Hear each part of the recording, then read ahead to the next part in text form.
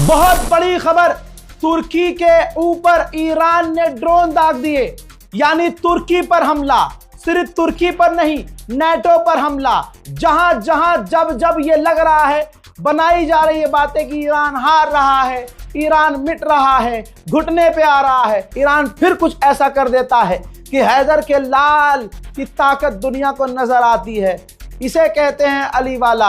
अगर कमजोर ईरान है, चलिए मान लिया कि ईरान की सांसें उखड़ रही हैं, चलिए मान लिया कि ईरान जख्मी है, लेकिन ईरान दुश्मनों पर नजर रखे हुए है कि कौन अपना है कौन पराया है। यह कहना गलत होगा कि तुर्की के सिविलियन को निशाना बनाया है। तुर्की की आवाम ऑलरेडी ईरान के साथ है, ईरान के समर्थन में तुर्की के लोग तुर्की में प्रदर्शन कर रहे हैं। लेकिन सबूत आपके सामने ये रख रहा हूं, इससे पहले कोई आलतू फालतू बात करे। ये देखिए, तुर्की ने ईरान के ड्रोन को रोक लिया है, लेकिन बयान जारी किया है कि तुर्की के लिए खतरा है और हमारे लिए, नेटो के लिए खतरा है। हमने ईरान के हमलों को रोक दिया है और हमारे लिए खतरा है। तुर्की को डिफेंस का अधिकार है। दोस्तों, वर्ल्ड वॉर 3 की शुरुआत हो चुकी है। लीजिए अब तुर्की, आपको मैं पहले कल भी बता चुका था कि वफादार ईरान का कोई नहीं है। जितने आप वफादार होंगे, जितने सीने में आपके ईरान के लिए मोहब्बत होगी, किसी मुस्लिम देशों के दिल में ईरान के लिए मोहब्बत नहीं है।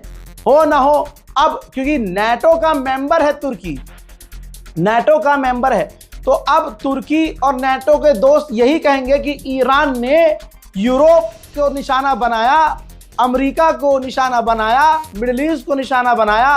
अब आखिरी बचा था ये नेटो, तो नेटो पर भी हाँ, अब यही होगा। अब सोचिए, यूरोप का देश स्पेन क्या कह रहा है। स्पेन ने कहा है 23 साल पहले अमेरिका ने हमें एक जंग में घसीटा था जबरदस्ती। आज डोनाल्ड ट्रंप वही कर रहा है। एक बार फिर से पूरी दुनिया को डोनाल्ड ट्रंप यूरोप को जंग में घसीटना चाह रहा है। Hace 23 años, otra administración estadounidense nos arrastró a una guerra en Oriente Medio. Una guerra que, en teoría, se dijo entonces, se hacía para eliminar las armas de destrucción masiva de Saddam Hussein, llevar la democracia y garantizar la seguridad global. Pero que, en realidad, visto en perspectiva... वहीं Donald Trump ने दावा किया है, सरकार ने, government of US ने दावा किया है कि हमने एक ईरानियन मास्टरमाइंड को कत्ल किया है, जिसने 2014 में ट्रंप को कत्ल करने की कोशिश की थी। दोस्तों, श्रीलंका के पास जिस ईरानी युद्धपोत पर हमला हुआ, जो जंग में नहीं था, वो सिर्फ अपनी ड्रिल एक्सरसाइज करके अभी ईरान से बहुत दूर था, श्रीलंका के पास था, भारत के करीब, उस पर हमला किया और अभी भी 2-4 घंटे गुजर चुके हैं, अभी भी 108 ईरानी लापता हैं और श्रीलंका बेचारा उन्हें ढूंढने की कोशिश कर रहा है। याद रखिएगा, आज जो अमेरिका का साथ दे रहा है, लिख के ले लीजिए, कल वो रोएंगे, क्योंकि अमेरिका गुंडागर्दी पर उतारू है। अमेरिका की आप मानोगे तो अच्छी बात है, वरना अमेरिका आपको मारेगा। भारत सेफ है क्योंकि डोनाल्ड ट्रंप के एक इशारे पर मोदी जी इजराइल चले जाते हैं, डांस करके आ जाते हैं। डोनाल्ड ट्रंप के एक इशारे पर मोदी जी रूस से दोस्ती तोड़ लेते हैं।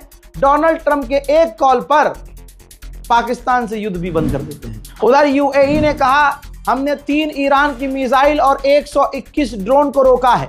इसका मतलब पता है क्या है कि दुनिया कुछ भी कहे, लेकिन ईरान अभी भी हमलावर है। ऐसे ही कतर ने कहा कि हमने 10 ड्रोन और 2 ईरान की मिसाइलों को इंटरसेप्ट किया है। मजेदार बात है, कोई ये नहीं बता रहा है कि कितनी गिरी। अमेरिका पूरी तरह से बौखला गया है कि ये जंग खत्म ही नहीं हो रही, पूरी ताकत इस्तेमाल कर रहा है। इराक के ऊपर अमेरिका के फाइटर जेट नजर आए हैं, जो तेजी से ईरान की तरफ जा रहे हैं हमला करने।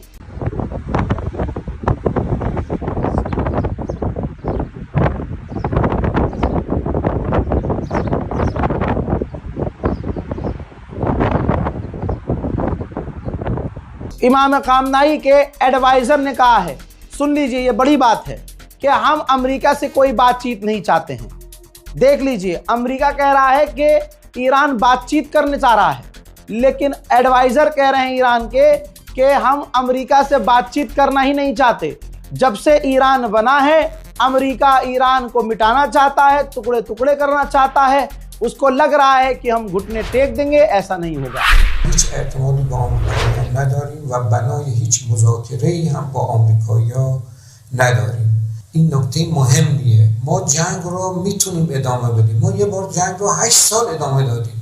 الان هم ما سابقه‌مون نشون میده، سابقه تاریخیمون نشون میده، تمدن چند هزار سالمون نشون میده که ما از جنگ نمیترسیم، از ادامه جنگ هم ترسی نداریم خلاص. ولی اونا اینجوری نیست، اونا این وضع ندارن، بنابراین طبیعیه که دنبال این باشن که یه طوری سرهم بشن. उधर इजराइल का स्टेटमेंट यह है कि अभी ये जंग 1-2 हफ्ते और चलेगी और हम ईरान पर अभी 1-2 हफ्ते और हमले जारी रखेंगे।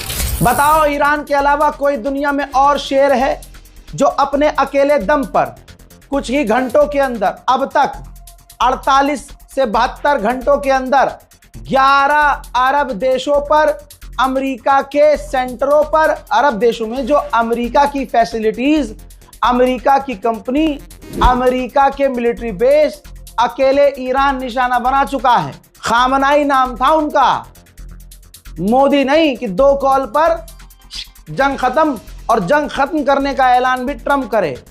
यहां नहीं चलेगा ऐसा। सर कटाना मंजूर है, झुकाना नहीं, इसे कहते हैं 56 इंच। उधर दोस्तों, चाइना की शिपिंग कंपनी ने थक हार कर आखिरकार मिडिल ईस्ट में अपना काम बंद कर दिया है, क्योंकि चीन की भी ईरान नहीं सुन रहा है। मोहतरम हजरात, ईरान ने बड़ा खुलासा किया है और सबसे बड़ी धमकी दी है। मरता हुआ अगर कोई धमकी देता है ना, तो कहते हैं ना, मरता हुआ झूठ नहीं बोलता।